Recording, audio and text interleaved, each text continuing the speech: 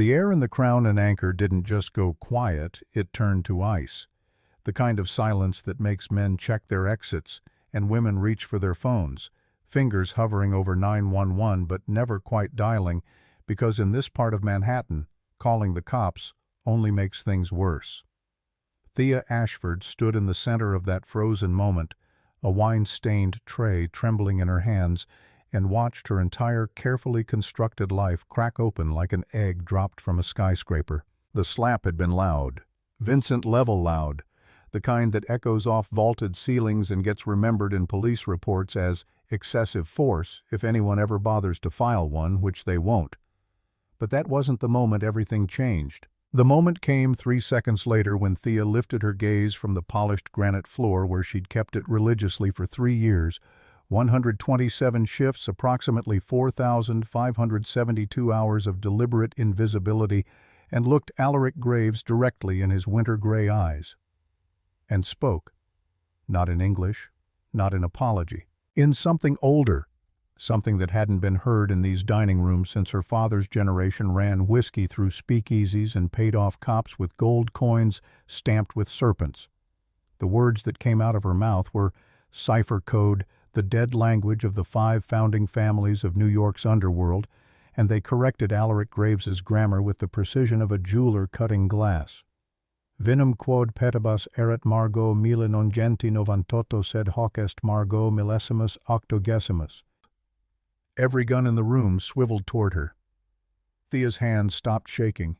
For the first time in 13 years she felt the weight of her father's training settle over her shoulders like armor she'd forgotten how to wear.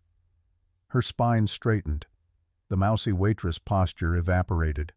Something in her face shifted, not dramatically, not obviously, but enough that the 3 men closest to her took a half-step back. Alaric Graves let the wineglass slip from his fingers. It hit the floor with a crystalline crack that sounded like a gunshot in the silence.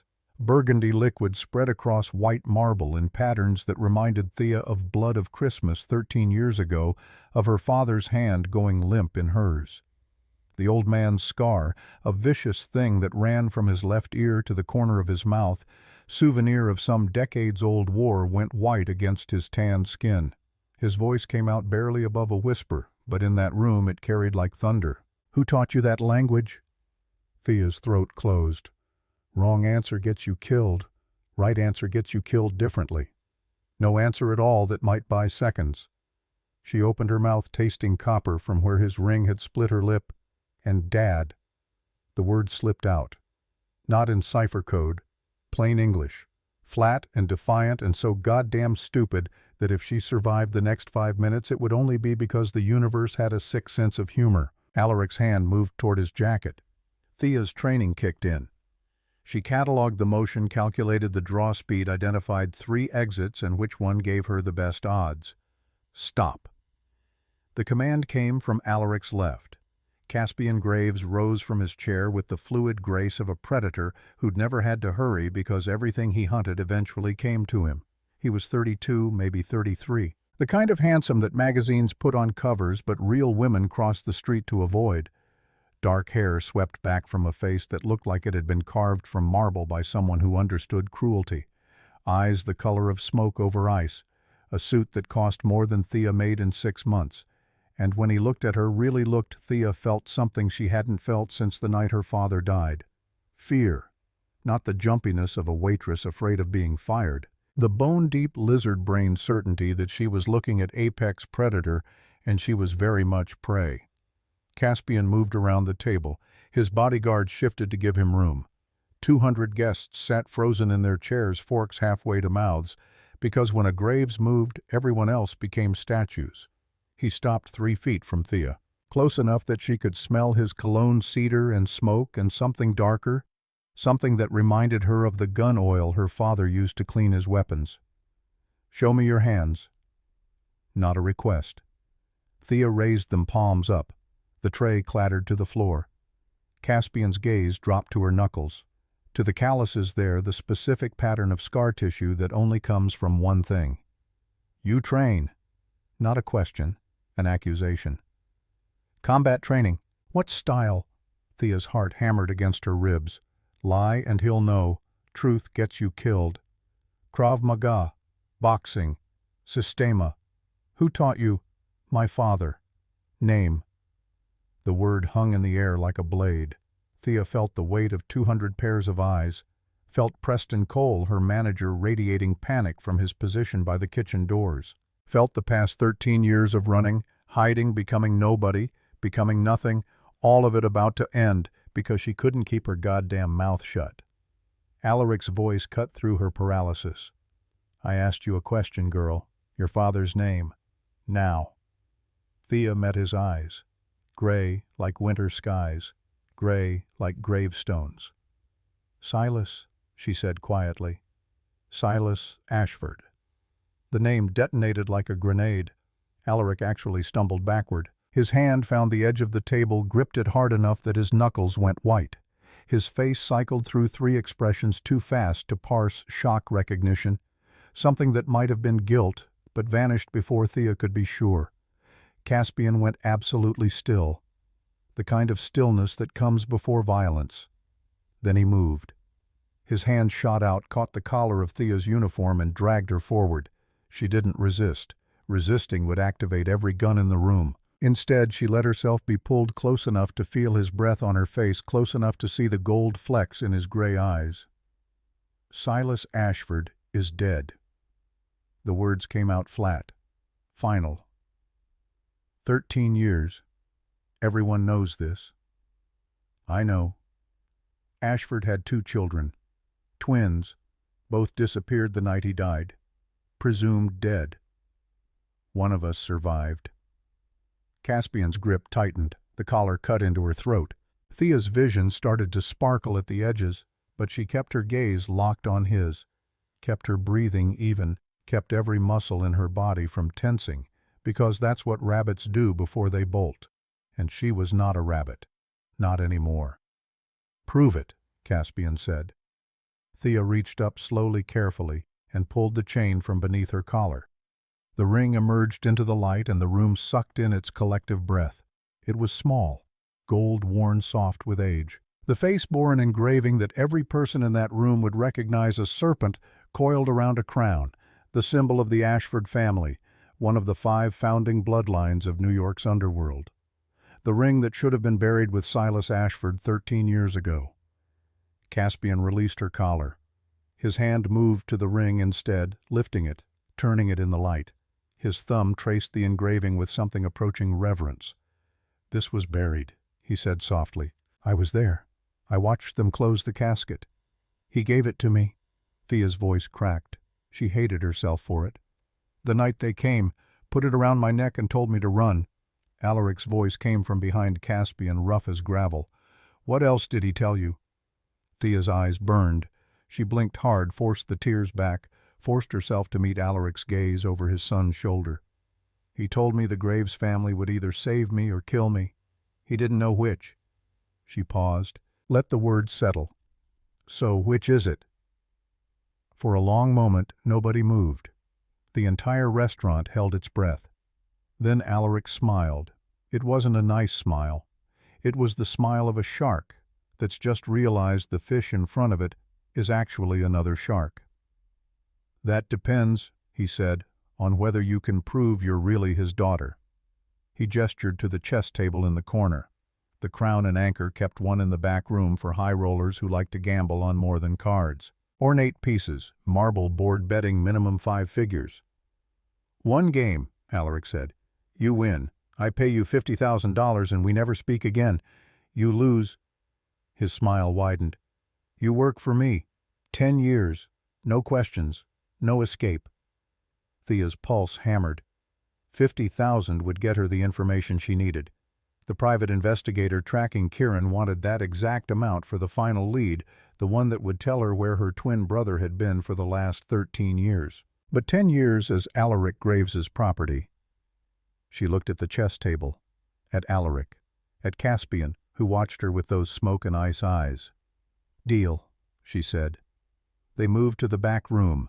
The guests stayed frozen, nobody daring to leave, nobody daring to even whisper. Preston hovered near the door, looking like he might vomit. Thea ignored him. The chess pieces were already set. Alaric took white. Thea sat across from him and felt the weight of 100 memories. Her father's study, winter nights, the click of pieces on wood, his voice patient and precise. Chess isn't about the pieces, little serpent. It's about knowing what your opponent values more than winning. Alaric moved his king's pawn forward 2 spaces.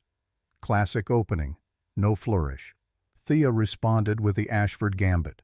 It was an opening variation so obscure that most grandmasters didn't know it existed. Silas Ashford had invented it 30 years ago, taught it only to his children, used it exactly 3 times in tournament play before retiring from the circuit. Thea moved her knight to f6, her bishop to c5, her queen's pawn to d6, in a pattern that looked suicidal but set up a trap 7 moves deep. Alaric's hand froze over his bishop. His eyes snapped up to hers. For the first time since she'd spoken cipher code, she saw genuine emotion on his face, recognition, and something else, something that looked almost like grief. Silas only taught that opening to family, he whispered, to his children, to his daughter. Thea moved her rook. Your move. What followed was 10 minutes of the most brutal chess Thea had played in her life. Alaric was good, better than good. He'd been playing since before Thea was born, had beaten grandmasters, had a mind like a steel trap and the patience of stone. But Silas Ashford had been better, and he'd taught his daughter everything. Move 15. Thea sacrificed her queen. The room gasped. Caspian, standing against the wall with his arms crossed, straightened slightly. Alaric stared at the board. His hand hovered over the black queen, fingers trembling. Taking this loses the game, he said. I know. You're bluffing. Take it and find out. He took it. Move 23. Thea moved her knight to e3, her bishop to g4, her remaining rook to h1. Checkmate. Alaric stared at the board for a full 30 seconds. Then he started laughing. It wasn't a happy laugh. It was the laugh of a man who'd just seen a ghost walk through his front door and sit down for dinner. Silas used to do that, he said quietly. Sacrifice the queen to make me overcommit, then strangle me with the minor pieces. He looked up at Thea. He beat me 17 times with that exact pattern. I never learned. He said you were stubborn. He talked about me. The question came out raw, vulnerable. For just a second, Alaric wasn't the king of New York's underworld. He was an old man who'd lost a friend and never quite forgiven himself. Thea's throat tightened. He said you were the best ally he ever had, and the most dangerous enemy. Alaric's jaw worked. He stood, pulled a money clip from his jacket, counted out 50,000 in hundreds, set it on the table. Take it. Our business is concluded. Thea reached for the money. Her fingers brushed the bills. Caspian's hand came down on top of the stack. No. Alaric turned. Son, she humiliated you in front of 200 underbosses. Caspian's voice was flat, clinical. Every one of them just watched Silas Ashford's daughter beat you at chess. By morning, that story will be in every crew from Brooklyn to the Bronx. They'll say you're weak. They'll say the old man's losing his edge. He looked at Thea. They'll kill her to prove they're stronger than you. The words hit like a fist to the gut. Thea's hand closed around the money. That's not my problem. It will be when you're dead in an alley with your throat cut. Caspian pulled out his phone, typed something, set it on the table facing her. That's your apartment. 3rd floor walk-up, Alphabet City. Door faces the fire escape. No security camera, no doorman. Anyone with a lockpick could be inside in 30 seconds. Then Thea's blood went cold. How do you... I know everything about everyone in this city. He leaned forward. Including the fact that you've been sending money to a private investigator named Marcus Webb for the last 8 months. Money you can't afford. Chasing leads on someone named Kieran. The world tilted. Thea's voice came out barely above a whisper. Stay away from my brother. Your brother's been missing 13 years. Webb's been feeding you bullshit leads and taking your money because desperate people pay well. Caspian's eyes were chips of ice. But I have access to resources Webb doesn't. Police databases, federal records, surveillance networks across 6 states. He pulled out a photograph, set it on the table. Thea's hands shook as she picked it up. The man in the photo was her age. Dark hair, green eyes. A scar running through his left eyebrow, same scar Thea had, same stupid accident climbing the oak tree in their backyard when they were 9. Kieran. Alive. The photo was dated 3 days ago. Location stamp, Lower Manhattan. Thea couldn't breathe. 13 years. 13 years of not knowing, of imagining him dead in a ditch somewhere, of carrying the weight of being the only one who survived. Where is he? Working security for a man named Draven Hale. Caspian's voice went cold. The same man who killed your father. The room spun. Thea gripped the edge of the table. That's impossible. Kieran would never... Your brother doesn't remember you. Caspian pulled out another photo. This one showed Kieran in tactical gear standing next to a silver-haired man with dead eyes. Hale took him the night Silas died. Spent 13 years breaking him down and rebuilding him. Kieran Ashford is gone. The man in that photo thinks his name is Kieran Hale and that Draven raised him from nothing. Thea's vision blurred. She blinked hard, forced herself to focus. Why are you telling me this? Alaric's voice came from behind her. Because 3 days ago we received a message, in cipher code, promising to kill my son within 72 hours. He set a phone on the table, pulled up a text message. Caput serpentis cadet sub luna nova. Tres dies. The head of the serpent will fall under the new moon. 3 days. New moon is tomorrow night, Alaric said quietly. We don't know who sent it. We don't know how they learned cipher code, but whoever they are, they have resources, information, and the willingness to go to war with my family. He met Thea's eyes. You're the only person outside this room who can read that language, which means you're either part of the threat or you're the only weapon we have to stop it. Thea looked at the message, at Kieran's photo, at the $50,000 that suddenly seemed meaningless. What do you want from me? Caspian answered. Move into the estate. Work as my strategist. Use your father's training to help us identify the threat. His expression didn't change. In exchange, we'll find your brother. Bring him home. Help him remember who he really is. And if I say no, then you take the money, walk out that door, and we never speak again. Alaric's voice was gentle, almost kind. But by morning you'll be dead. And by tomorrow night, so will my son. The choice wasn't really a choice. Thea looked at Kieran's photo one more time, at the scar through his eyebrow, at eyes that used to light up when she'd challenge him to tree-climbing races. She thought about her father's last words. Find your brother. Bring the family home. I'll do it, she said, but I have conditions. Alaric smiled. Name them. First, you help me get Kieran back, not just find him. Get him back, whatever it takes. Agreed.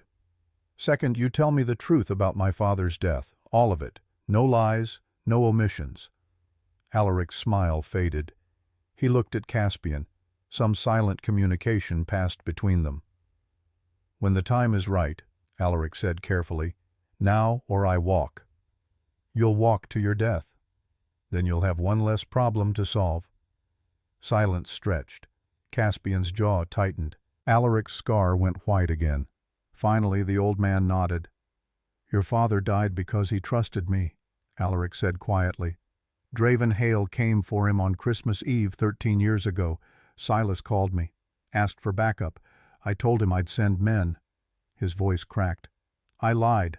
I was in the middle of a territorial dispute with the Covenant families. Sending men to help Silas would have shown weakness, would have cost me leverage. He closed his eyes. So I let my best friend die alone because I was too proud to risk my position. The confession hung in the air like smoke. Thea's hands clenched into fists. Every instinct screamed to hit him, to make him hurt the way she'd hurt for 13 years. But beneath the rage was something else. Recognition. Her father had taught her about power, about the weight of choices, about how sometimes the right decision and the moral decision aren't the same thing. Alaric had chosen power over friendship, and it had been eating him alive ever since. Third condition, Thea said, her voice steady despite the fury burning in her chest. When this is over, when Kieran's safe and the threat is gone, you owe my family a debt. One favor. No questions, no limits. Alaric's eyes widened slightly. A debt from Alaric Graves was worth more than money, more than protection. It was currency that could buy nations. Done, he said. Thea stood, left the 50,000 on the table, looked at Caspian. When do we start? Now. He gestured to the door. Car's waiting. We leave for the estate in 10 minutes. Thea walked toward the exit, stopped at the threshold, turned back. Preston stood against the wall, face pale, eyes wide. Preston! He jumped. Yes. You're fired. Then she walked out of the Crown and Anchor and into a life she'd spent 13 years running from. The night air hit her like a slap. Cold, sharp, carrying the smell of rain and exhaust and something else, anticipation maybe, or just the city holding its breath. Caspian's hand settled on her elbow. Not rough, not gentle, just there. A reminder that she'd made a deal, and deals with the Graves family didn't come with escape clauses. The Mercedes idling at the curb was the kind of car Thea had only ever seen in movies. Black, sleek, windows tinted so dark they looked like mirrors. The driver opened the door. Caspian gestured for her to get in. Thea hesitated. Once she got in that car, there was no going back. No more anonymity, no more hiding. She'd be Thea Ashford again, daughter of Silas, last of her line, walking target. She thought about Kieran, about the scar through his eyebrow and the dead look in his eyes. She got in the car. Caspian slid in beside her. The door closed with a sound like a vault ceiling. The privacy screen between them and the driver was already up. They pulled into traffic. Manhattan slid past the windows in streaks of light and shadow. For 3 blocks neither of them spoke. Then Caspian's voice cut through the silence. You're afraid. Not a question. An observation. Thea kept her eyes on the window. Yes. Good. Fear keeps you alive. He shifted, and suddenly his face was reflected in the glass beside hers. But it also makes you hesitate, and hesitation in my world gets you killed. Your world. Thea turned to face him. You mean the world my father built? The world you inherited when your family let him die? Caspian's expression didn't change, but something flickered in his eyes. Something dangerous. Careful. Or what? You'll kick me out of the car, send me back to my apartment where someone's waiting to cut my throat. Thea leaned forward. You need me. You said it yourself. I'm the only weapon you have. Weapons can be replaced. Not ones that speak cipher code. Silence. Caspian's jaw worked. Then he smiled. It was the first genuine expression she'd seen on his face. Not warm, not friendly, but real. You have your father's fire, he said quietly. He used to talk back to Alaric the same way. It's part of why they were such good friends. And part of why... He stopped. Why what? Caspian looked out the window, watched the city scroll past. Why Alaric couldn't let himself save Silas when the time came. Because your father made him feel weak, made him question his decisions, made him human. His voice dropped. And in our world, human is the same as dead. Thea's phone buzzed. She pulled it out, expecting spam, expecting nothing. The message made her blood freeze. Unknown number. 1 word in cipher code. Gemini. Twins. Beneath it a photo. Kieran, tied to a chair, blood running down his face. Behind him, a man Thea didn't recognize held a knife to her brother's throat. Text below the photo, sister owes $300,000. 48 hours. Or twin dies screaming. Thea's hands shook so hard she nearly dropped the phone. Caspian plucked it from her fingers, looked at the screen. His expression went flat. Dead. Draven Hale, he said. He knows you're alive. How? Someone at the restaurant talked. Someone always talks. He pulled out his own phone, typed something. We're moving up the timeline. What timeline? Caspian met her eyes. the one where we go to war. The Graves estate materialized out of darkness like something from another century. Wrought iron gates, stone walls that had witnessed Prohibition rum runners and Depression-era breadlines. Oak trees older than the country itself standing sentinel along a driveway that curved for half a mile through manicured grounds that probably cost more to maintain than most people earned in a lifetime. Thea pressed her forehead against the car window and tried not to think about the photo of Kieran. About the knife. About 48 hours counting down like a bomb timer. The Mercedes glided to a stop in front of stairs that belonged on a plantation not in upstate New York. Floodlights turned the limestone facade into something carved from bone. Caspian's door opened first. He stepped out, straightened his jacket, and became someone different, harder. The man who'd shown a flicker of humanity in the car vanished behind a mask of absolute authority. Thea climbed out on shaking legs. The night air tasted like frost and old money. The front door opened before they reached it. A woman stood in the threshold, late 50s, steel-gray hair pulled into a bun so tight it could double as a weapon gaze, dissecting Thea like a specimen under glass. "Master Caspian?" Her voice carried the faint lilt of somewhere else, somewhere the Graves family had probably colonized 3 generations ago. "Your father called ahead. The East Wing is prepared." "Thank you, Mrs. Ashworth." Caspian gestured to Thea. "This is Thea Ashford. She'll be staying indefinitely. Full access to the grounds, the library, the strategy room. No restrictions." Mrs. Ashworth's attention landed on Thea, and the temperature dropped another 10 degrees. "Ashford." The name came out clipped, precise. "As in Silas." "His daughter." Something flickered across the woman's face. Not quite surprise, something closer to vindication. "I see. Well then." She stepped aside. "Welcome home, Miss Ashford. It's been far too long."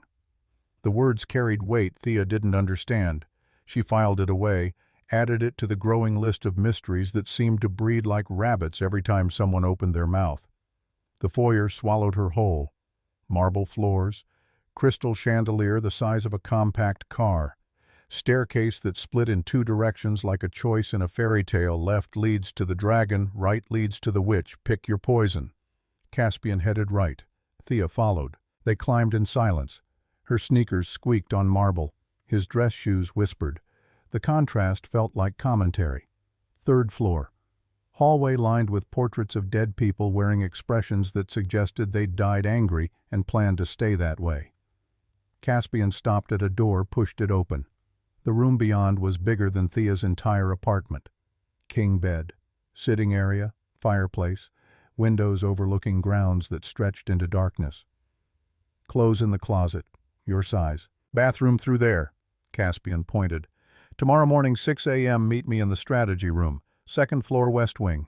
Don't be late." He turned to leave. Thea's voice stopped him. "Why are you doing this?" Caspian paused in the doorway, didn't turn around. "Doing what?" "Helping me. You don't know me. Don't owe me anything. 48 hours ago I was nobody. Now you're handing me access to your entire operation." She crossed her arms. "What's the angle?" For a long moment he didn't move. Then his shoulders shifted, not quite a shrug, not quite a flinch. "My mother used to say that the universe keeps score, that debts come due whether we acknowledge them or not." His voice went soft, dangerous. "My father owes yours. That makes it my debt too. And I always pay what I owe." He left. The door clicked shut. Thea stood alone in a room worth more than everything she'd owned in her entire life and felt the weight of 13 years crash down on her shoulders. She made it to the bathroom before the tears came. 6 a.m. arrived with the subtlety of a hammer to the skull. Thea woke to knocking sharp insistent, the kind that said, "I don't care if you're ready, time moves forward." She'd slept in her clothes, hadn't meant to sleep at all. But somewhere around 3 a.m. exhaustion had dragged her under, and now sunlight sliced through gaps in the curtains like accusations. The knocking continued. Thea rolled out of bed, stumbled to the door, yanked it open. Mrs. Ashworth stood there with a coffee tray and an expression that suggested she'd been awake since the Roosevelt administration. "Master Caspian is waiting." Thea took the coffee black strong enough to strip paint and tried to remember how to form words. "What time is it?" 5:57. You have 3 minutes. The woman turned and walked away with the posture of someone who'd served tyrants and learned to enjoy it. Thea drank the coffee in 4 burning gulps, splashed water on her face, and headed for the West Wing. The strategy room looked like a war bunker had married a library and produced offspring that took itself way too seriously. Maps covered one wall. New York broken into territories marked with different colors. Red pins, blue pins, black pins that probably meant bodies. The opposite wall was floor-to-ceiling screens showing security feeds from what had to be 50 different locations. Restaurants, warehouses, docks, the digital nervous system of an empire. Caspian stood at the head of a conference table that could seat 20. He'd changed clothes, dark slacks, white shirt rolled to the elbows, no tie. Less Fortune 500, more functional violence. "You're late." Thea checked her phone. 6:02. 2 minutes. In my world, 2 minutes is the difference between breathing and bleeding out in an alley. He gestured to the chair across from him. "Sit." She sat. Caspian slid a folder across the table. Thea opened it. Photos. Surveillance shots. Men in expensive suits having conversations in expensive restaurants. Women in cocktail dresses passing envelopes in parking garages. All of it stamped with dates, times, locations. "What am I looking at?" "The conspiracy to kill me." Caspian's voice was clinical, detached. 23 separate incidents over the last 6 months. Threats, near misses. 2 actual attempts that got close enough to leave scars. He pushed up his left sleeve. A burn mark ran from wrist to elbow, recent still pink. "Car bomb. 3 weeks ago. Driver took the blast. I walked away with second-degree burns and a new appreciation for bulletproof glass." Thea's chest tightened. She forced herself to keep looking at the photos. "You think these are all connected?" "I know they are. Same pattern, same precision, someone with resources, information, and patience." He pulled out another photo. "This was taken outside the restaurant last night, 10 minutes before you corrected my father's wine knowledge and changed both our lives." The photo showed 2 men, mid-40s, unremarkable suits, faces that belonged to accountants or insurance salesmen or any of the 1,000 professions that required looking forgettable. But their eyes belonged to killers. "Who are they?" "We don't know. Facial recognition came back empty. No criminal records, no digital footprint. They're ghosts." Caspian zoomed in on something one of them was holding. "But look at this." A phone. Screen visible. Text message in a language that made Thea's blood run cold. Cipher code. "Caput serpentis hodie vigilat. Cras moriatur. The serpent's head watches today. Tomorrow it dies." Thea's pulse hammered in her throat. "You said you received the first threat 3 days ago." "Correct. But this photo is from last night, which means they were watching, waiting, seeing if I'd take the bait." Caspian's jaw tightened. "I didn't. But then you showed up and demonstrated that someone outside the Graves family can read cipher code. And suddenly the timeline accelerated." Thea looked at the photo of Kieran on her phone. The knife. The 48-hour deadline. "They're using my brother as leverage, forcing me to choose between helping you and saving him." "Yes. So what's your play? Let Kieran die so I focus on protecting you." Caspian's expression didn't change, but something in his stare went blade sharp, cutting through every defense she'd tried to maintain. "My play is to find out who's behind this, kill them, and rescue your brother before the 48 hours expire." He leaned forward. "But to do that, I need you to do something you're very, very bad at." "What's that?" "Trust me." The word hung between them like a dare. Thea thought about her father, about Alaric's confession, about 13 years of learning that trust was just another word for vulnerability, and vulnerability got you killed. "I don't trust anyone." "Good. That'll keep you alive." Caspian walked to the map wall. But you're going to have to pretend. Because in 3 hours you and I are attending a meeting with the heads of New York's 5 remaining families. And if they sense weakness, if they smell fear, if they catch even a whiff of the fact that you're anything other than my completely loyal strategist.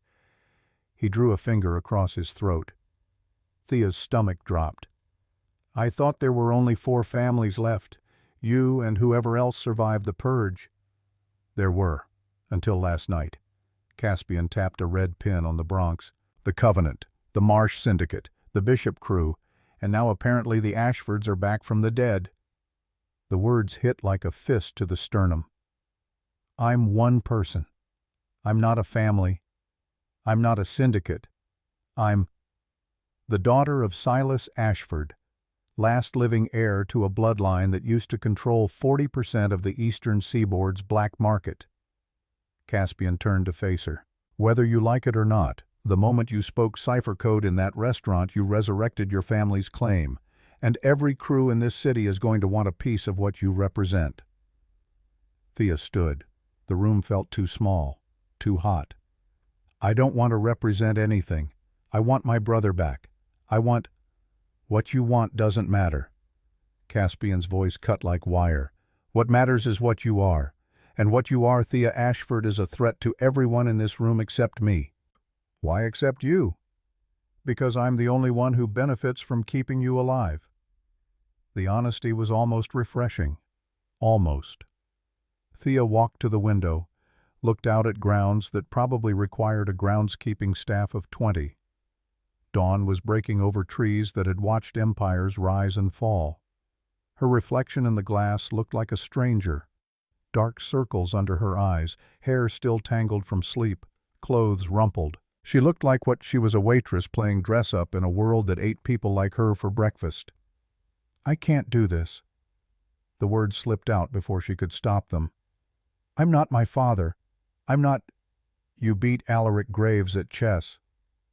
Caspian's voice came from directly behind her, close enough to feel his breath on her neck. You corrected his wine order in a dead language. You survived 13 years alone with no family, no resources, no backup. His hand settled on her shoulder, not rough, not gentle, just there. Don't compare yourself to ghosts. Stand on what you've already proven. He turned her to face him. Starting now. The meeting was in Manhattan. Neutral ground. A penthouse in Tribeca that belonged to nobody, and therefore belonged to everybody who mattered. Thea rode in the back of the Mercedes wearing clothes that cost more than her monthly rent used to. Black suit, white silk blouse, heels that could double as weapons, hair pulled back in a bun that echoed her father's severity. She looked like power, felt like a fraud. Caspian sat beside her, scrolling through his phone with the bored expression of someone heading to a dentist appointment, not a meeting that could end in a bloodbath. Rules. His voice was flat, bored. Don't speak unless spoken to. Don't make eye contact with anyone except me or my father. Don't touch anything. Don't drink anything. Don't accept anything. Anything else? Yes. If shooting starts, get behind me and stay there. These people respect strength, not martyrs. The car pulled up to a building that looked like it had been designed by someone who confused elegant with soulless. All glass and steel and the kind of aggressive modernity that screamed new money, trying to pretend it was old. They took a private elevator to the 42nd floor.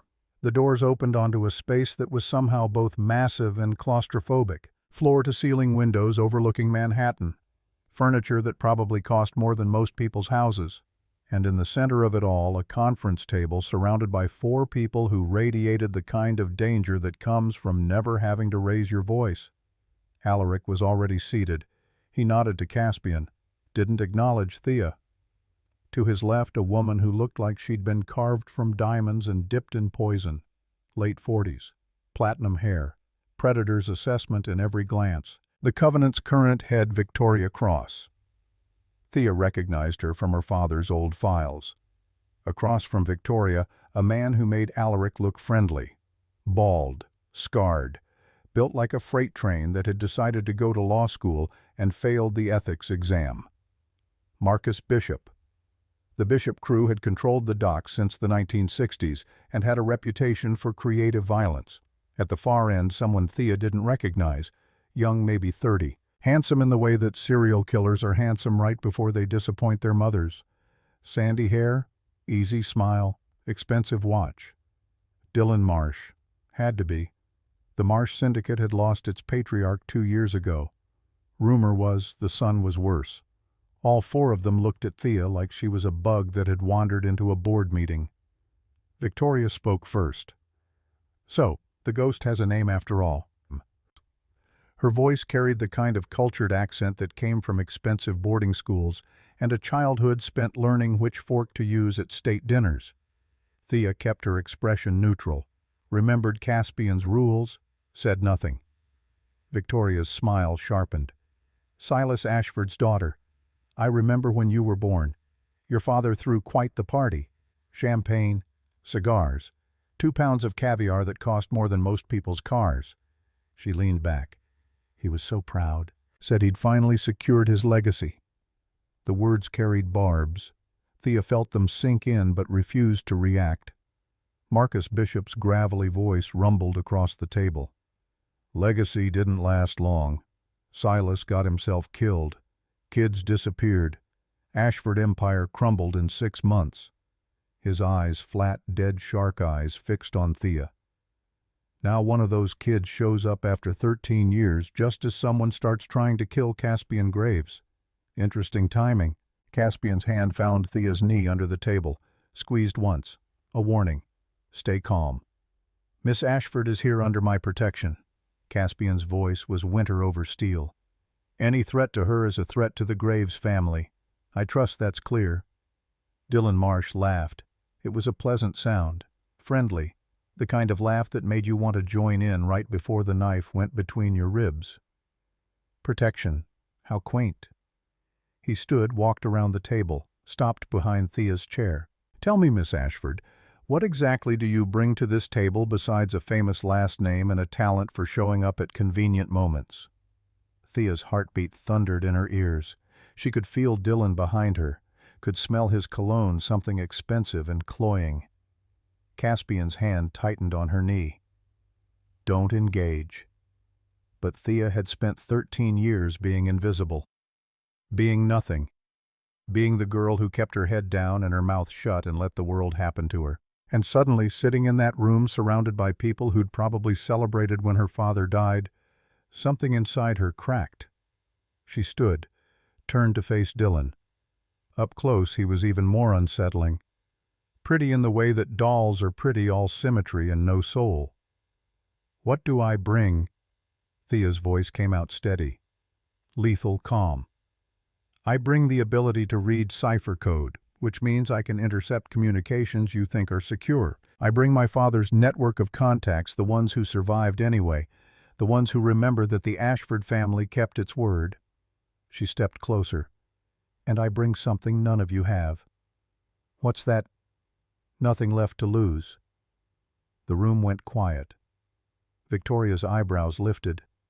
Marcus actually smiled, a terrible expression on that face. Alaric looked like he was trying not to laugh. Dylan's pleasant expression never wavered. "Brave words from someone whose brother is currently bleeding in a basement somewhere." His voice dropped. "Tick-tock, Miss Ashford. 47 hours left. How's your rescue plan coming along?" Thea's blood turned to slush. How did he know about Kieran Caspian stood? The movement was smooth, controlled, but Thea saw his hand drift toward the gun she knew he kept at the small of his back. "Careful, Dylan." "Careful?" Dylan's smile widened. "Why, we're all friends here. Just making conversation." He pulled out his phone, showed the screen to Thea. The same photo. Kieran tied to a chair, knife at his throat. But this version included a time stamp, 12 minutes ago. "Fresh cut on his left cheek. See it? That's new since your last update." Dylan's voice was pleasant, conversational.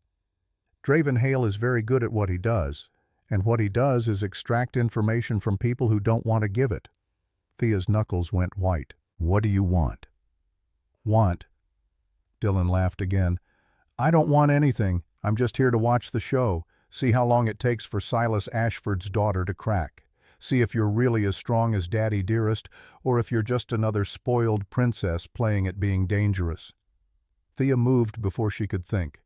Her hand snapped out, caught Dylan's wrist, twisted with the precision her father had drilled into her during 10,000 repetitions. Bone scraped against bone. Dylan's phone clattered to the floor. She had him on his knees in less than 2 seconds. The room erupted. Guns appeared. Victoria's bodyguard, Marcus's lieutenant. 2 men.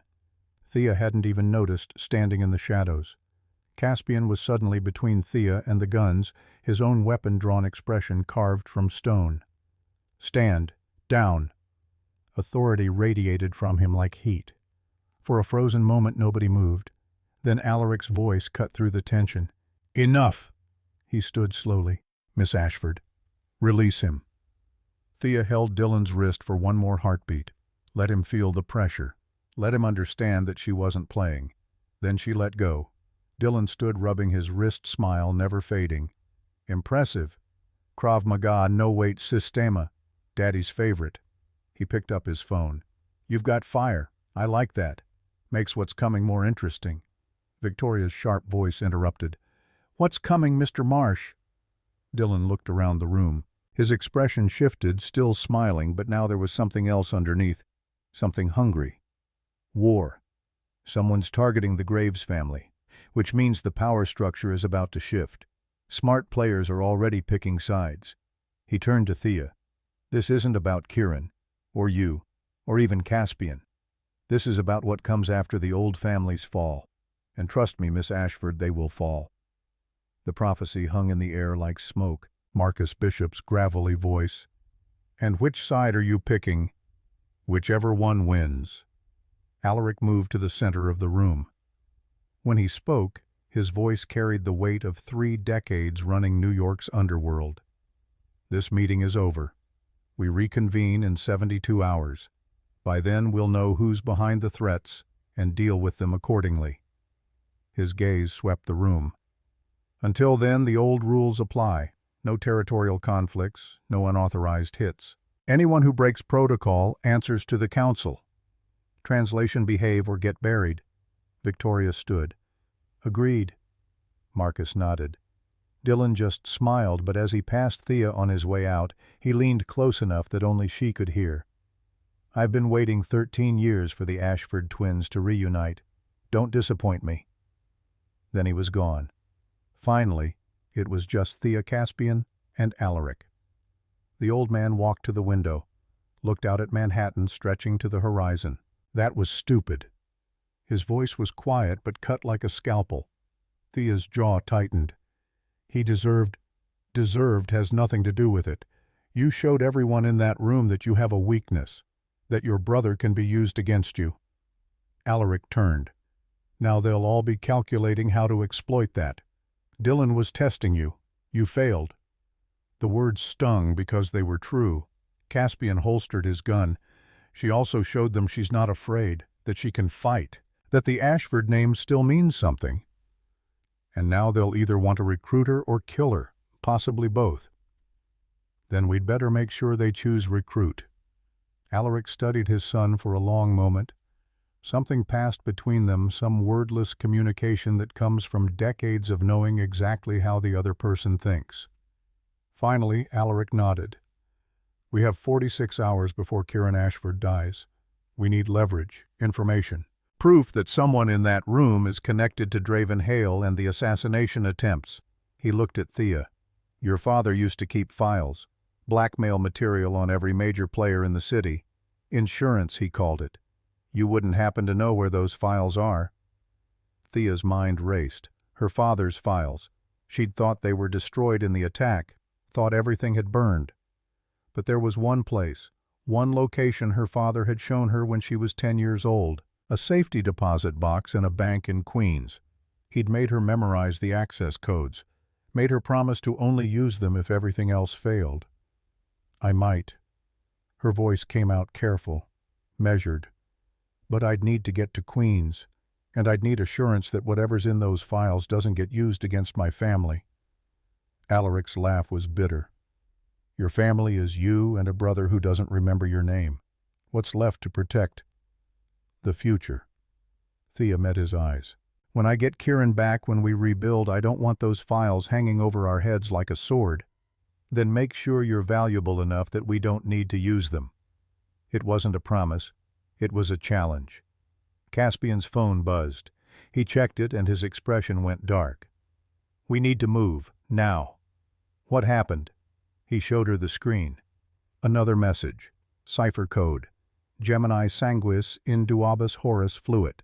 Veni sola aut ambo moriuntur. Twin blood flows in 2 hours. Come alone or both die. Below it an address in the Bronx. Thea's vision swam. 2 hours, not 48. They'd moved up the timeline. It's a trap. Alaric's voice was flat.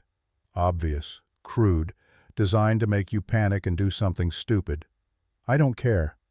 Thea grabbed her phone. That's my brother. I'm going. Caspian caught her wrist. You go alone, you die. Kieran dies. We lose our only lead. Then come with me. That's what they want. Separate us. Kill us both. Blame it on Draven Hale or some other boogeyman while the real threat moves in the shadows. Thea jerked free. So what's your plan? Let Kieran bleed out while we play chess with people who want us dead. Caspian's jaw tightened. For a moment she saw something crack in that icy exterior, frustration maybe, or the beginning of understanding that not everything could be solved with strategy. Then Alaric's voice cut through. I'll handle the Bronx situation. You two get to Queens. Get those files. Find me something I can use to turn one of the families against the others. You can't go alone, Caspian started. I'm taking 20 men, full tactical gear. If it's a trap, we'll be ready. Alaric's expression softened slightly. And if Kieran's really there, if there's any chance of extraction, I'll bring him home. Thea looked at the old man who'd let her father die, who'd spent 13 years carrying that guilt, who was now volunteering to walk into a trap for a boy he'd never met. Why would you do that? Alaric's smile was sad. Because Silas would have done it for my son. He headed for the elevator. You have 2 hours. Move fast. Trust no one. And for God's sake, don't let anyone follow you to those files. The doors closed on him. Thea and Caspian stood alone in the penthouse. The silence stretched, heavy, weighted with everything unsaid. Finally, Caspian spoke. Queens it is. They were halfway to the elevator when Thea's phone buzzed again. Another message. Not cipher code this time. Plain English. Unknown number. Your brother remembers nothing. But Dr. Finch kept records. Everything Hale did to break him. Every session. Every trauma. Check safety deposit box 2247. Same bank, different key. Below it, a photo of a key. Old brass. Worn smooth. And a final line. Someone in your family saw this coming. They left you breadcrumbs. Follow them before it's too late. Thea showed the message to Caspian. His expression went carefully neutral. Dr. Finch is dead. We executed him this morning for treason. Then who sent this? Someone who wants us to find those records. Question is whether they're trying to help us or lead us into another trap. Thea looked at the photo of the key, at the message about breadcrumbs. Her father used to say that the difference between paranoia and preparation was whether you survived. Right now, she'd settle for either. We're going to Queens, and we're finding out what my father left behind, even if it kills us. Caspian's smile was sharp. Especially if it kills us. The bank in Queens looked like it had been designed by someone who thought depression was an architectural style. Gray concrete, small windows, the kind of building that made you want to confess crimes you hadn't committed just to feel something. Thea climbed out of the Mercedes and felt the weight of the past settle over her shoulders like armor she'd forgotten how to wear. 13 years since she'd been here. She'd been 10 years old, holding her father's hand, listening to him explain why secrets mattered more than truth. Someday, little serpent, the world will try to erase you. These files are how you erase back. Caspian fell into step beside her. He'd changed clothes somewhere between Tribeca and Queens, traded the expensive suit for tactical pants, dark jacket, the kind of outfit that said, I'm ready for violence and honestly looking forward to it. Two of his men flanked them, silent, professional, the kind of security that made pedestrians cross the street without knowing why. Inside the bank smelled like old paper and broken dreams. Fluorescent lights hummed. A security guard looked up from his phone, clocked Caspian's crew, and suddenly became very interested in the floor tiles. The vault manager was a woman in her 60s who'd probably seen 3 generations of criminals use this bank for exactly what Thea was about to use it for. She checked Thea's ID with the enthusiasm of someone filing taxes, verified the access codes without comment, and led them down stairs that descended into the earth like they were entering a tomb. The safety deposit room was all steel and silence. Boxes lined the walls in neat rows. Anonymous, identical, secrets stacked on secrets. The manager stopped at box 1847, used her key, waited. Thea pulled out the chain from under her shirt, the one that held her father's ring. But beneath the ring, hidden for 13 years, was a smaller key. Brass, worn smooth from her father's fingers. She fitted it into the lock, turned. The mechanism clicked. The manager pulled out the box, set it on the table, and left without a word. Thea stared at the metal container. Her breath came shallow. Caspian's voice came quiet from behind her. You don't have to open it. Yes, I do. Whatever's in there, it doesn't change who you've become. Thea's throat tightened. She lifted the lid. The box was packed tight. Files, USB drives, and on top a letter in her father's handwriting. She picked it up with trembling fingers. The paper was old, yellowed at the edges, dated the day before he died. My little serpent. If you're reading this, I'm dead and you survived. I'm sorry. Sorry I couldn't protect you. Sorry I couldn't save Kieran. Sorry for everything that's about to happen. You'll want revenge. You'll want blood. You'll want to burn down everyone who failed us. Don't. Revenge is a fire that consumes the person who lights it. I know. I've spent 20 years burning and all it's done is turn me to ash. Instead, rebuild. Find your brother. Bring him home. Restore the Ashford name not through violence but through becoming the kind of person who makes violence unnecessary. The files in this box will tempt you. They contain enough blackmail to destroy half of New York's power structure, enough secrets to start wars. Use them wisely, or better yet, don't use them at all. Be better than me, Thea. Be better than all of us. Your father, Silas. The words blurred.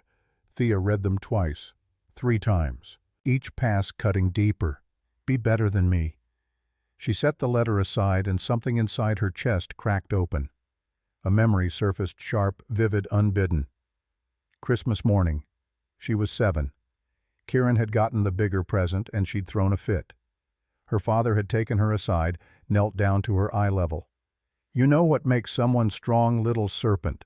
Not the size of their weapons, not the fear they inspire. It's what they choose to do when they have all the power and nobody's watching. He'd given her his signet ring to hold. The serpent coiled around the crown. Someday this will be yours, not because you're my daughter, because you'll have earned it by being better than I ever was. She'd given the ring back confused. He'd smiled, sad, knowing. Keep it safe for me. When I'm gone, it'll remind you that power without mercy is just another word for monster. Thea pressed her palm against her eyes. 13 years she'd carried that ring. 13 years she'd thought it meant legacy, birthright blood. But he'd been trying to teach her something else entirely. A hand settled on her shoulder. Caspian. He didn't speak. Didn't try to fix it. Just stood there while the grief moved through her like a wave, sharp and cleansing. When she could breathe again, she looked up.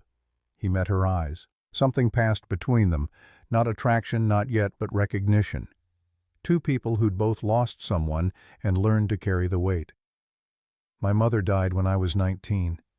His voice was quiet, raw in a way she'd never heard from him. Cancer. 6 months from diagnosis to funeral. She made me promise I'd take care of my father. Keep him from becoming... He stopped. From becoming what he became anyway. Thea's throat ached. Did you keep the promise?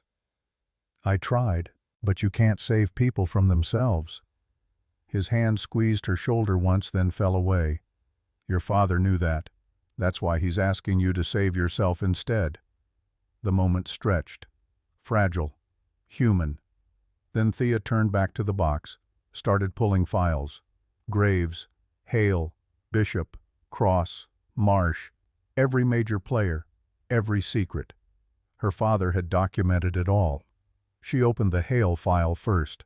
Medical records from a private psychiatric facility in upstate New York. Patient Kieran Ashford, admitted 3 days after Silas's death, diagnosed with acute trauma-dissociative amnesia, suspected PTSD. Treatment authorized by legal guardian Draven Hale. Thea's vision tunneled. Beneath the medical records court documents. Forged death certificate for Thea Ashford. Testimony from 3 witnesses, all Hale's men, stating that Silas had named Hale as guardian. All lies, all legal. He was 3 weeks away. Caspian pulled out another document. Highlighted notes in Silas's handwriting. Your father was building a case. He had the judge's bribes documented. Witness statements from people Hale had paid off. He was going to bring it all down. But he died first. Yes. Thea closed the file, opened box 2247 with the key from the mysterious message, inside a single USB drive, and typed instructions. Dr. Finch's recordings, every session with Kieran. Use them to help him remember. But know this, someone else has the originals. Someone who wants you to find them before the war starts. You have 24 hours. Thea pocketed the drive, started gathering the most critical files. Her phone buzzed. Caspian's did too. They looked at each other. Both checked. Alaric's message was 5 words, Kieran not here. Just message. Attached photo, concrete wall. Message painted in blood. Cipher code. Gemini coronabitur incinera patris. The twins will be crowned in their father's ashes. Below it coordinates. And a timestamp, 6:00 p.m. Today. 3 hours from now. Thea's pulse hammered. The Obsidian Room. Hale's casino in Lower Manhattan. His fortress. Caspian's expression went cold. Going in there is suicide. Then I'm going to die. Thea grabbed the files, shoved them in her bag. Because that's where Kieran is, and I'm done waiting. Caspian caught her wrist. Listen to me. This is what they want.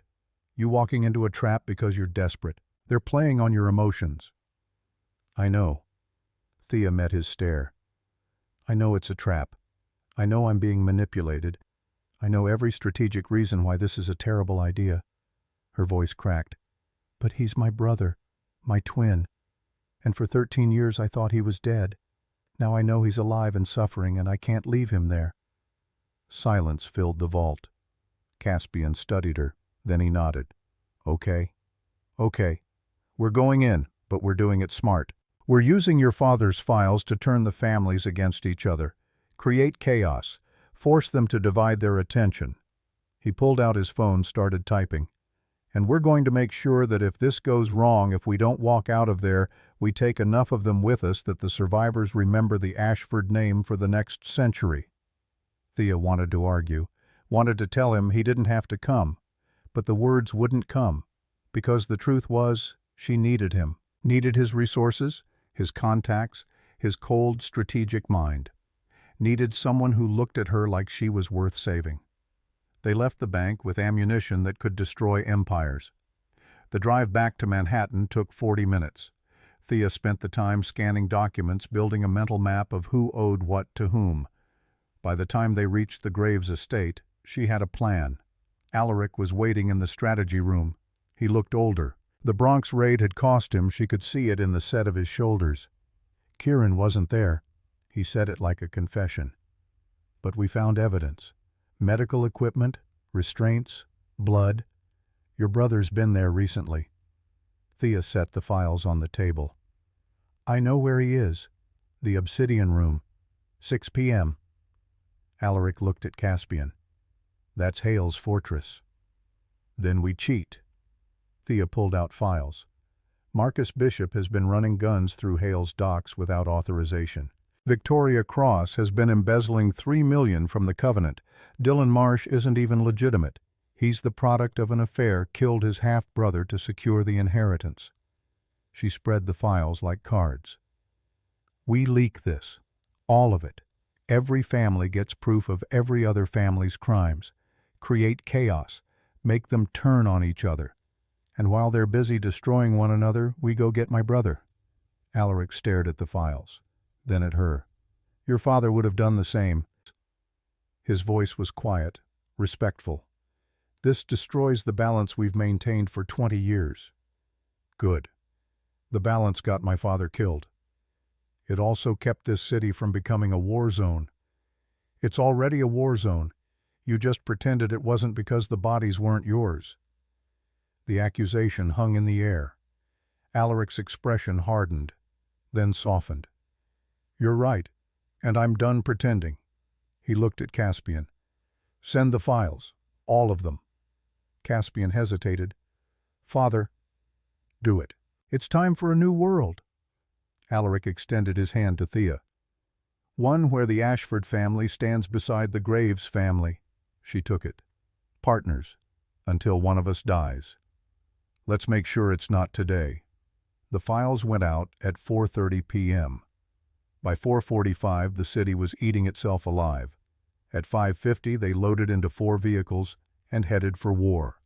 The casino occupied the basement of a building in the financial district. Ironic criminals gambling in the shadow of legitimate thieves. From the outside, it looked abandoned.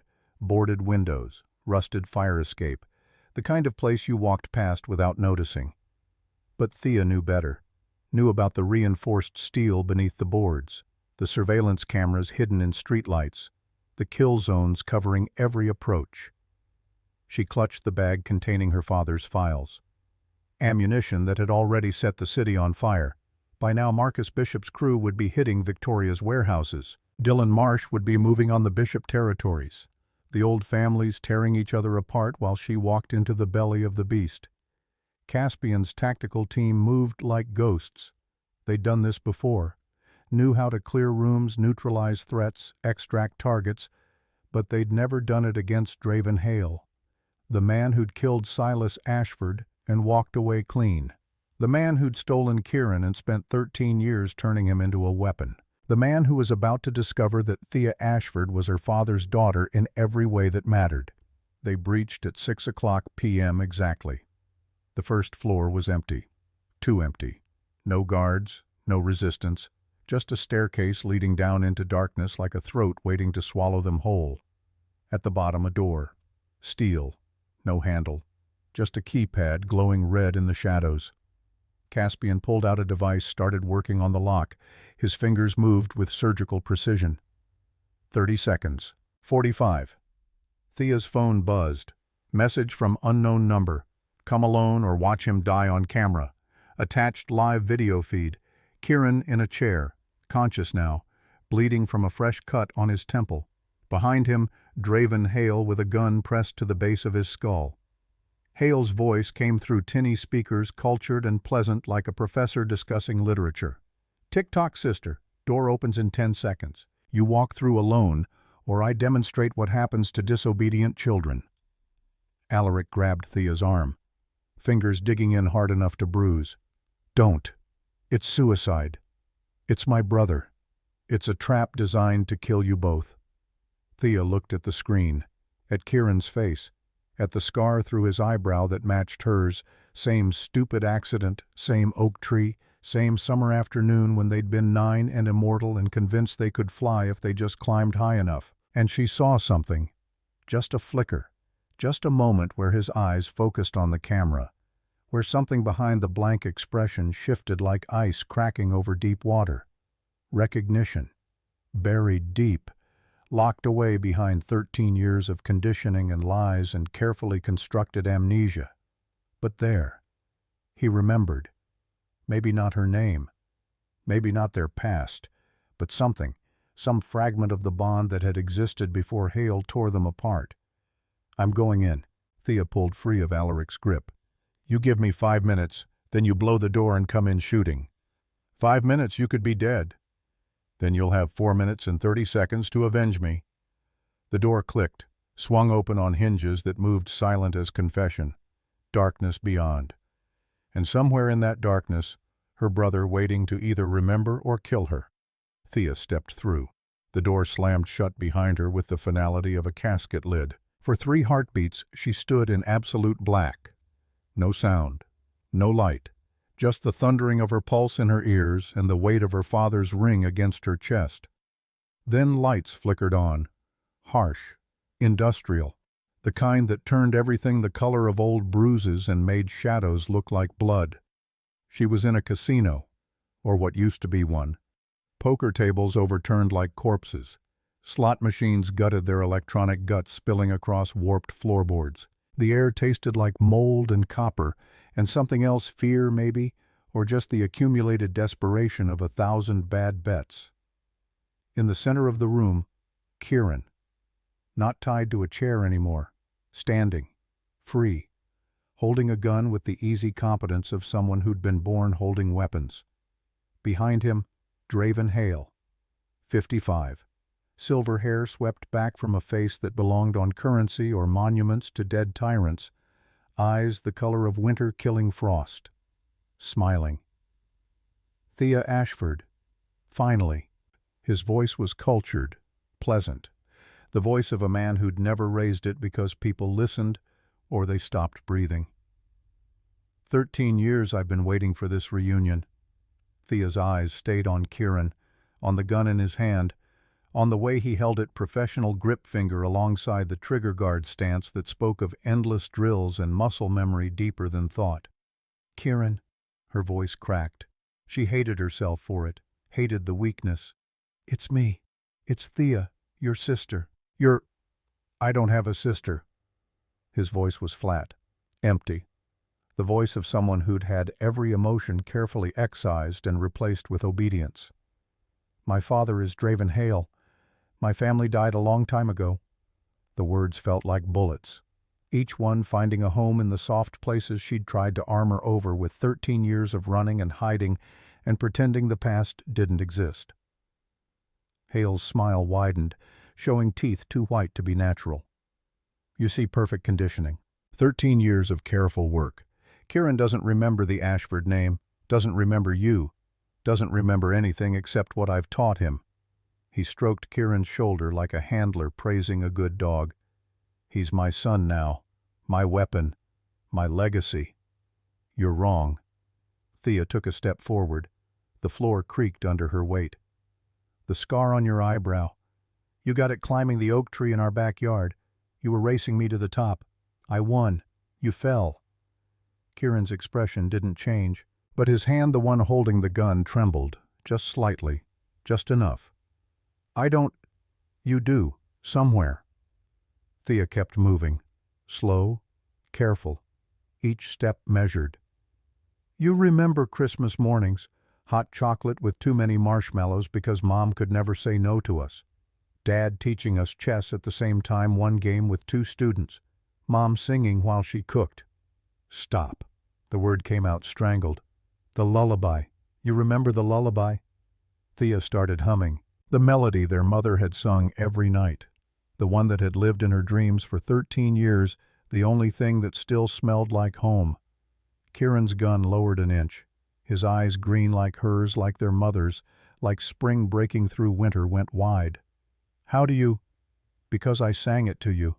Every night when you had nightmares about monsters under the bed. Until they took you away. Until the real monsters came. And then Thea sang the words. Soft. In English, not cipher code. Not because it was strategic, but because it was true. Because some things were too important for tactics. Hush now, twin star. The serpent guards your crown. Sleep now, twin heart. No shadows bring you down. Morning comes with light that burns the dark away. Until then, twin soul, let mother's voice keep you safe. The gun fell from Kieran's hand, hit the floor with a sound like thunder in a bottle. He dropped to his knees, just collapsed like someone had cut the strings holding him upright, and started crying. Not quiet tears, not dignified grief. 13 years of conditioning, 13 years of carefully constructed lies, all of it shattering like glass under a hammer. He sobbed deep, wrenching sounds that came from somewhere primal, somewhere Hale hadn't been able to reach with his drugs and his therapy and his careful reconstruction of reality. Thea ran to him, dropped beside him, pulled him into her arms. He clung to her like a drowning man finding shore, fingers digging into her back hard enough to leave marks. Thea, her name on his lips, broken, raw, real. I remember. God, I remember everything. I remember. He pulled back, eyes wild. He killed them. He killed Mom and Dad, and I watched, and he told me it was your fault that you'd betrayed us, that... I know. Thea pressed her forehead to his. But I'm here now. We're here, and we're getting out. Touching. Truly. The voice came from above them. Thea looked up. Draven Hale stood 5 feet away, gun steady, expression almost sad like a parent disappointed in a disobedient child. 13 years of work, undone by a lullaby. He shook his head. Your father used to say that sentiment was a weakness. I suppose he was right. He aimed at Kieran's head. But weakness can be corrected. The gunshot was thunder in the enclosed space. Pain exploded in Thea's shoulder as she threw herself in front of Kieran. The bullet meant for her brother's brain found her flesh instead, tearing through muscle and bone and nerve. She fell backward, Kieran's weight on top of her, the world tilting sideways. Hale stepped closer, gun lowering toward them both. Unfortunate. I'd hoped to salvage at least one of Silas's children, but you're both too broken to be useful now. The doors exploded inward with a concussive blast that shook dust from the ceiling and made Thea's ears ring. Caspian came through first, gun up, moving like violence given form. 3 shots in rapid succession, tight grouping, professional precision. Hale dove behind an overturned blackjack table. Returned fire. Muzzle flash lighting up his face in strobing snapshots. Alaric's men flooded the room like a tide. 20 operators in tactical gear moving with the synchronized efficiency of people who'd done this dance before. The casino became a war zone. Kieran rolled off. Thea grabbed his fallen gun and started shooting. Not at Caspian's team. At Hale's men emerging from side doors like roaches when you turn on the lights.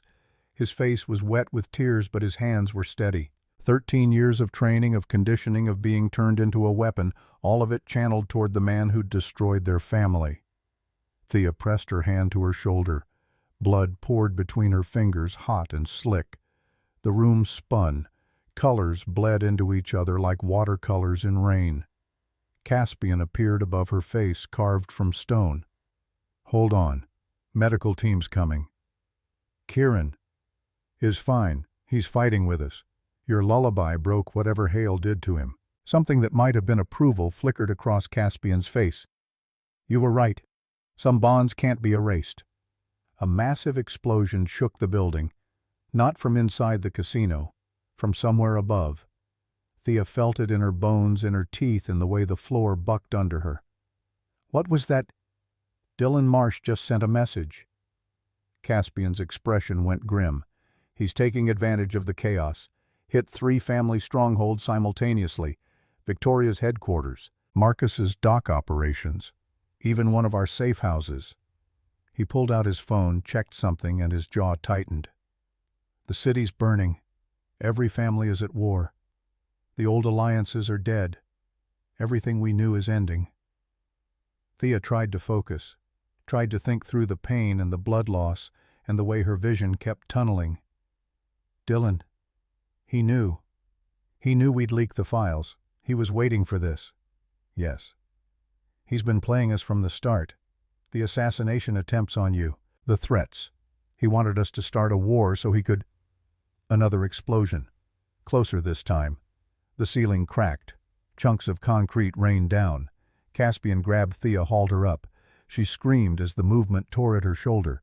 We need to move. Building's coming down. Across the room, Alaric had Hale pinned behind the overturned table. The old man's face was cold-focused, every bit the warrior he'd been before age and guilt had softened him. Draven, Alaric's voice cut through the chaos. It's over. You've got nowhere left to run. Hale's laugh echoed like broken glass. Over this is just beginning.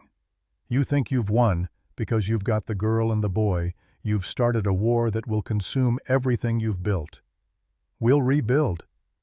Not if Dylan Marsh has anything to say about it. Hale rose slightly, gun coming up. He sends his regards, by the way. Says to tell you that the old world dies tonight, and the new world belongs to... Kieran's shot took him in the chest. Clean, professional, center mass. Hale looked down at the spreading red stain on his shirt, looked up at Kieran, smiled. Good boy. I taught you well. Then he collapsed. Kieran stood over the body gun, still raised, hands shaking now that the adrenaline was fading. For Mom, he whispered. For Dad. For 13 years. Thea wanted to go to him. Wanted to tell him it was okay that he'd done the right thing, that some debts could only be paid in blood. But the world was fading. Gray creeping in from the edges of her vision. The pain in her shoulder transforming into something distant, almost abstract. Caspian's face swam into focus above her. Stay with me, Thea. Stay with me. Dylan. Stop Dylan. He's... I know we will, but you need to stay conscious. Can you do that? She tried to nod. Wasn't sure if she succeeded. The last thing she saw before the darkness took her was Kieran kneeling beside her, tears still wet on his face, reaching for her hand. The last thing she heard was Caspian's voice, tight with something that might have been fear. Don't you dare die on me, Ashford. Not when we just got you back. Then nothing. Thea woke to white.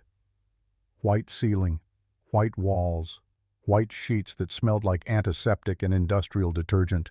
Hospital. Or the Graves family's version of one, a medical wing in the estate that probably cost more than most actual hospitals. She tried to sit up. Pain lanced through her shoulder, sharp enough to steal her breath. Easy. The voice came from her left. Kieran sat in a chair beside the bed.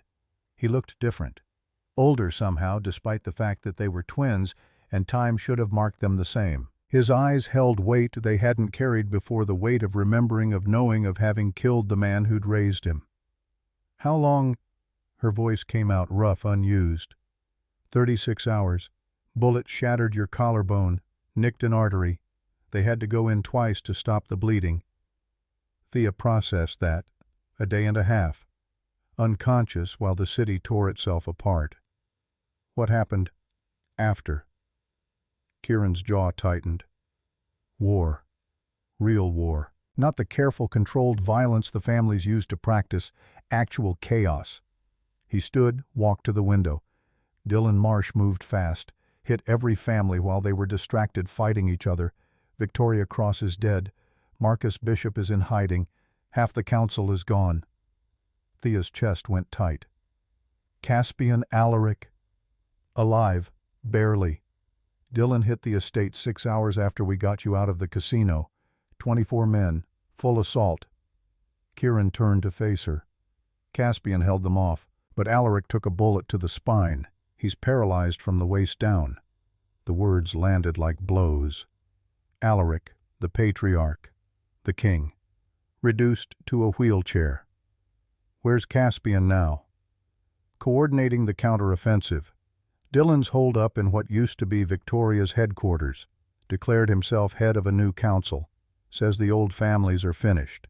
That he's building something better. Kieran's expression was bleak.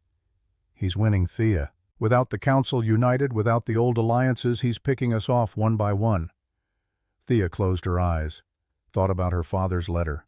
About being better. About making violence unnecessary. Thought about how spectacularly she'd failed. She'd wanted to save Kieran. Instead, she'd started a war that was burning the city to ash. There's something else. Kieran's voice went quiet. The USB drive. The one from the safety deposit box. The recordings of what Hale did to me. What about it? Dylan has the originals. He's been leaking them, piece by piece, showing the world what the families are capable of, turning public opinion against us. Kieran's hands clenched. He's using my torture as propaganda. Thea's eyes snapped open. He was the one who sent us to that second box. He wanted us to find the copies so we'd know he had the originals, so we'd know he could destroy us whenever he wanted. Yes. The door opened. Caspian walked in and Thea's breath caught. He looked like he'd aged a decade in 36 hours. Dark circles under his eyes, jaw shadowed with stubble, suit rumpled in a way she'd never seen before. But when he saw her awake, something in his face shifted. Relief, maybe, or just the momentary suspension of whatever weight he'd been carrying. "You're up." He crossed to the bed. "How's the shoulder?" "Functional." "How's the city bow?" "Burning." He pulled up a chair, sat. "Dylan's consolidated power faster than we anticipated. He's got Bishop's docks, Victoria's smuggling routes, half of what used to be marsh territory. And he's making moves on our holdings." Thea struggled to sit up. Kieran moved to help, propping pillows behind her. "What's our play?" Caspian looked at her for a long moment, then at Kieran, then back. "We have two options. Option one, we run. I've got resources outside the city, enough money to disappear. Start over somewhere Dylan's reach doesn't extend." He leaned forward. "Option two, we fight. But to win, we'd need to do something the families have never done before." "What's that?" "Unite. Every remaining family, every crew, every operator who's not already pledged to Dylan." His expression was grim. "We'd need to put aside every grudge, every territorial dispute, every old wound. Become one organization under one banner." "Under whose authority?" Kieran asked. "Who leads a unified family?" Caspian looked at Thea. "The last Ashford and the last Graves. Together. Joint leadership. Equal authority." The proposal hung in the air like a grenade with the pin pulled. Thea thought about her father's letter, about being better than him, about making violence unnecessary. But some things couldn't be solved with mercy. Some enemies only understood strength. "There's a third option." Her voice came out steady despite the pain radiating from her shoulder. "We give Dylan what he wants." Both men stared at her. "What he wants is power, control, to be seen as the man who brought order out of chaos." Thea met Caspian's eyes. "So we let him have it, publicly surrender, acknowledge his authority, bend the knee." Kieran's face went dark. "Are you insane? After everything?" "And while he's celebrating his victory," Thea continued, "while he's consolidating his new empire and making enemies of everyone he just conquered, we rebuild. Quietly, carefully, using Dad's files, using the connections the Ashford name still carries, using every resource the Graves family has hidden over 3 decades. She looked at Caspian. "We let him think he's won. And then when he's overextended and vulnerable and surrounded by people who hate him, we take everything back in one move." Silence filled the room. Caspian's eyes narrowed, calculating, running probabilities. "The long game." "Yes? It could take months, maybe years. I've been hiding for 13 years. I can wait a little longer." Kieran shook his head. "Dylan's not stupid. He'll see through it. He'll know we're planning something." "He'll suspect," Thea agreed, "but he won't be able to prove it. And more importantly, he won't be able to resist. His ego won't let him. He wants to be the king who brought the Ashford and Graves families to heel." She smiled, and it wasn't a nice smile. "So we let him have his crown. For now." Caspian stood, walked to the window, looked out at the grounds where his father used to walk, where power used to mean something clear and certain. "Your father would have hated this plan. I know. He would have said it was cowardice, that Ashfords don't bend the knee to anyone. My father's dead, and his way got him killed."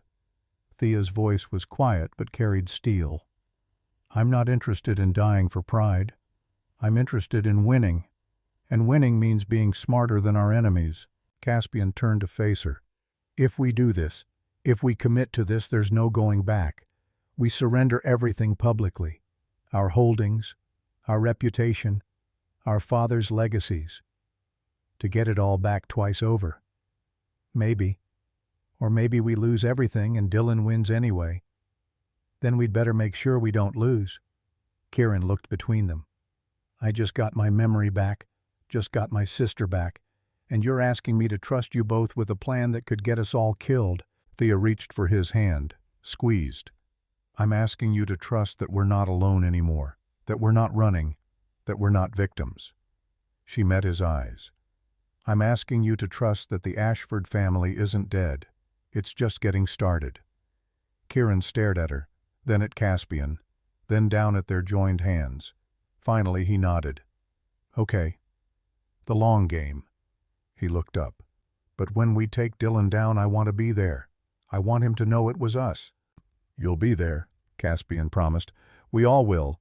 He extended his hand to Thea. Partners, until the job is done. She took it. Until the city is ours. Outside New York burned. Dylan Marsh sat in what used to be Victoria Cross's office and counted his victories. The old families scattered, the old rules broken. And in a medical wing in Westchester, 3 people, a wounded heir, a paralyzed king's son, and a boy who'd been broken and remade, began planning the longest revenge in the city's history. The shy waitress was dead. The queen was learning to be patient, and patience Thea Ashford was about to prove was the most dangerous weapon of all.